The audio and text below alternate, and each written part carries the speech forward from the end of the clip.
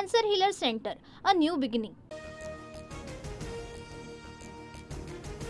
उत्तर प्रदेशातील गंगा एक्सप्रेसच्या हवाई पट्टीवर राफेल, जगबार आणि मिराज सारख्या लढाऊ विमानांची हवाई प्रात्यक्षिकं. आपत्कालीन परिस्थितीमध्ये एक्सप्रेस वेवर विमानांचं नाईट लँडिंग देखील करता येणार. भारतीय हल्ल्याच्या भीतीनं पीओकेतले मद्रसे बंद, हॉटेल, गेस्ट हाऊसचा ताबा देखील पाकिस्तानी सैन्याकडे, तर पाकिस्ताननं पोचलेल्या अतिरेक्यांची पीओकेमधून पळापळ.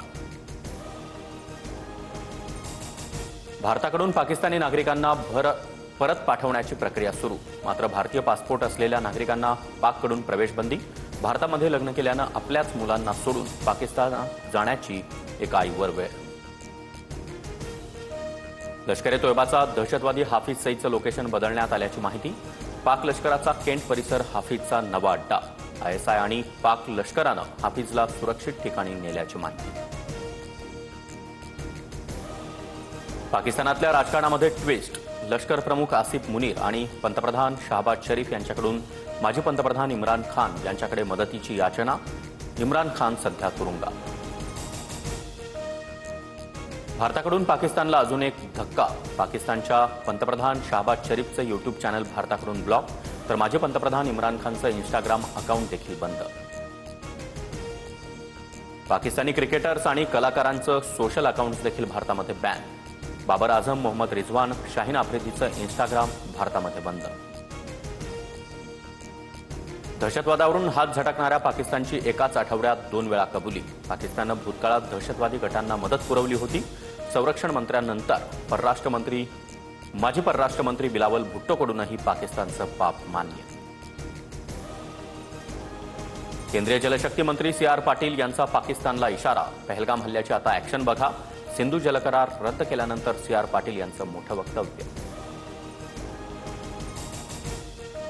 पहलगाम हल्ल्याबाबत सरकारचं धोरण स्पष्ट. काँग्रेस कार्यकारिणी बैठकीमध्ये मल्लिकार्जुन खरगेंचं वक्तव्य. तर दहशतवाद विरोधी कारवाईबाबत विरोधक सरकारसोबत असल्याची ही भूमिका.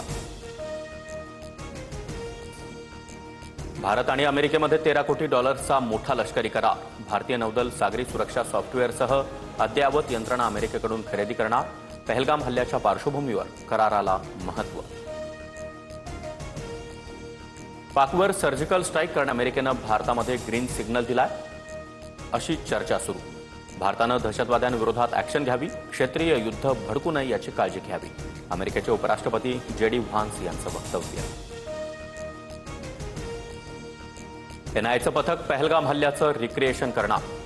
NIAचं पथक अत्याधुनिक उपकरणांसह बैसरण खोऱ्यात घटनास्थळी रिक्रिएशन करत व्हिडिओग्राफी देखील करण्यात येणार. पहलगाम हल्ल्यानंतर 3000 जण पोलिसांच्या ताब्यात, कसून चौकशी सुरू. 10 वर्षांपूर्वी दगडफेकीमध्ये सहभागी असलेल्या तरुणांची देखील चौकशी. पर्यटनासाठी प्रसिद्ध असलेल्या हिमाचलमधील कुलू जिल्ह्यामध्ये बॉम्बस्फोटाची धमकी. सरकारी कार्यालय आणि सार्वजनिक ठिकाणी बॉम्बस्फोटाबाबत धमकीचा आपत्कालीन विभागाला ईमेल. पोलीस प्रशासन आणि सैन्य दल अलर्टवर. पहलगाममधील हल्ल्यामध्ये पाकिस्तानच्या कटाचे पुरावे मिळाले. बेताब व्हॅलीमध्ये दहशतवाद्यांनी शस्त्र लपवल्याचं तपासामध्ये उघड. NIA सूत्रांची माहिती.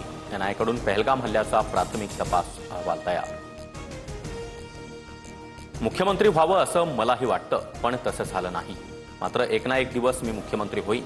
उपमुख्यमंत्रीपदी राहण्याची हॅट्रिक करणाऱ्या अजित पवार यांच्याकडून खंत व्यक्त. Cancer Healer Center, a new beginning.